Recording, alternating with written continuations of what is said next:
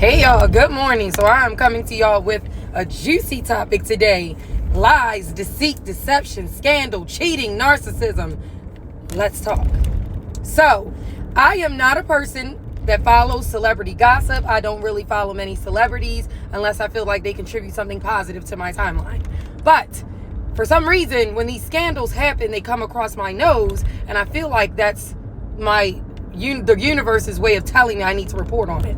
So, here we go. Steve Harvey, Marjorie Harvey. Let's chat.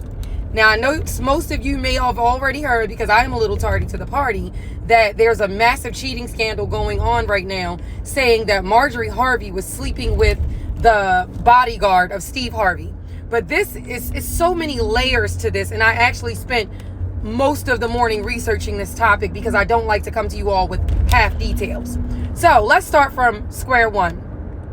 Marjorie Harvey has a very colorful past. She's one of these beautiful women that uses her looks, her beauty, her charm to score men that have funds. They have money, they have finances. They can afford her a lifestyle of lap and luxury.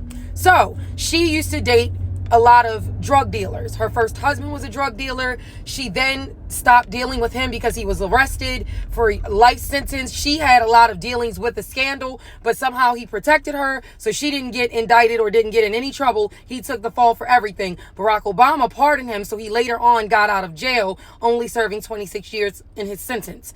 Then she, while her ex-husband was arrested, started dating his cousin.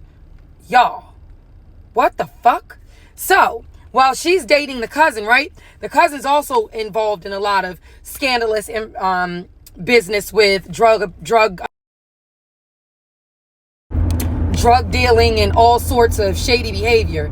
And so, while she's dating the cousin, this is where she conceived Lori Harvey, her golden child. So, this brought them close together. They bonded over their child. And then later on, he was then arrested for shady business as well. So Marjorie Harvey is now single and on the scene, ready to mingle again. She meets Steve Harvey at a comedy show, and they engage, they talk, they, hung out maybe once or twice. And that was the end of that because Steve Harvey ghosted her. Y'all, I told y'all it's a lot going on in the story. So once he ghosts her, then they take time apart. She dates, he does his thing, and then they re-engage. His bodyguard tells him, the only time that you ever seem happy is when you were with that woman, Marjorie. Why don't you get back connected with her and start dating her? Now, I don't know how many of y'all have seen Candy and Todd's movie, The Past, but I'm sniffing a little bit of that remnants in this movie. I'm saying movie, but in this saga of this real life unraveling, I can't even get my words together, unraveling of this scandalous thing going on. Now, The Past, just a spoiler alert for those of you that haven't seen it, had the end of it was a plot twist because the people set the woman, Drew Sidor's character, up because they were all in it on like a money scheme where they were trying to inherit all this wealth from this woman that they had the guy marry, which was Drew Sidor's character. And somehow after that, that's when everything hit the fan. He took all her money, he set her up, and all these things.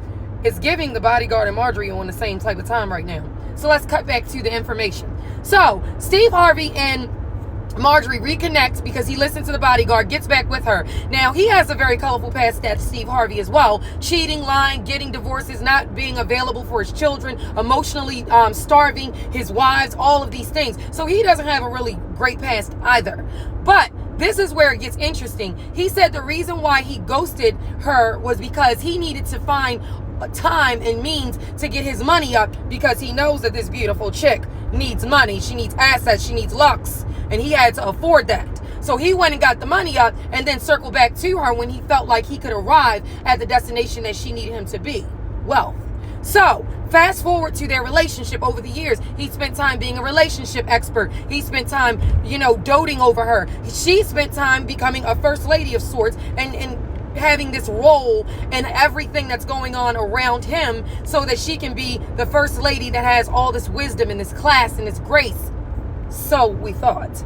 I used to love Marjorie Harvey, so all of this comes to me as a huge surprise because I've never seen her anything less than classy and beautiful. She just exudes these things. But this is where the narcissism comes in, because a lot of people state that Lori Harvey and Michael B. Jordan's relationship actually was a match made. She was happy, she loved him, and all of these things. Now remember earlier I told you guys Lori Harvey is Marjorie Harvey's golden child. And narcissism, if you don't know, now you know.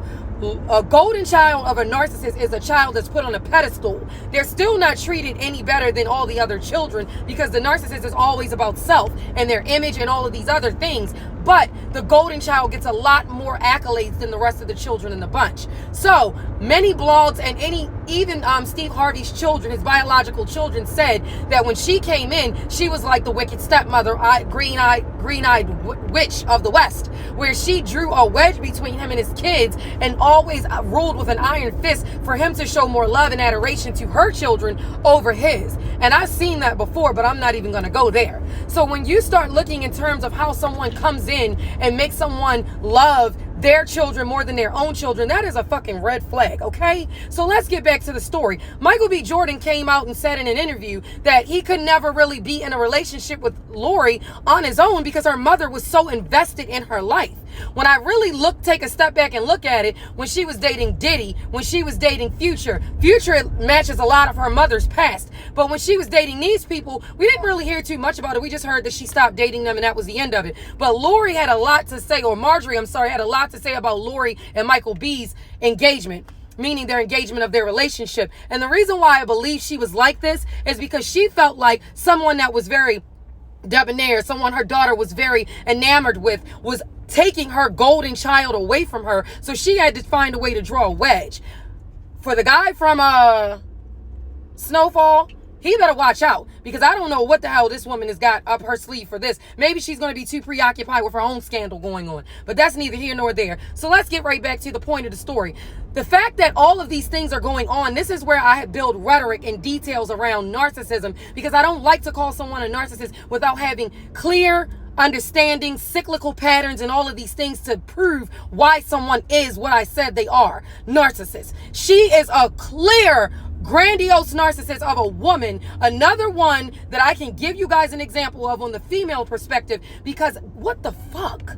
And then you look at the fact that she's messing with this bodyguard, and Steve is trying to get in front of the story because he doesn't want to lose his career as a relationship guru, and he doesn't want to be seen as a simp. But my love, you're trying to get in front of it with PR by saying everything is okay, but is it really? Only time will tell exactly what's going to unravel in this relationship. But my loves, what you all have to understand is when it walks like a duck, it talks like a duck, quack, quack, it's a motherfucking duck. This woman had a very nasty, ugly past of dating someone's cousin while they were down, dating someone else while the man was in jail. She just always is looking for some type of financial gain and financial comfort. If Steve Harvey allows this woman to divorce him, she's entitled to half of all of his assets. Now I'm going to tell you where her sneaky ass got to check me.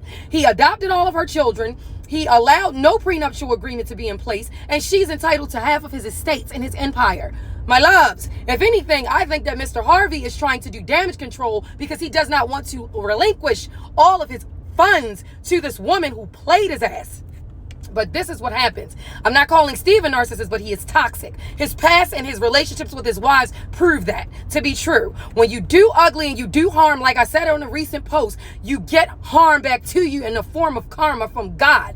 Nothing that anybody else could do could prepare him for what he's going through right now. And like I said, this is all speculation, but time will tell. My loves, this rumor didn't start for nothing. There's truth to every rumor that comes out. It's just how truthful it is. But Michael B. Jordan's accusations, the way Lori Harvey moves and the type of men that she dates, the way Marjorie Harvey's past paints her out to be this green-eyed wicked witch of the West, my loves, I believe there's truth to a lot of this. But we'll see. As the story unfolds, I'll keep you guys updated. Like I said, I'm not a gossip blog, but I do like to report when it's something that is reminiscent of what I speak on my page. Narcissism, lying, relationships, all of these things, parentification. Let's talk about it. You guys, I will come back to you all with more details, but this story was so juicy, I just had to bring it to my people. Let me know in the comments what you feel, what you think, how your reaction is to this video, because this shit is crazy. Talk to you guys in the next one.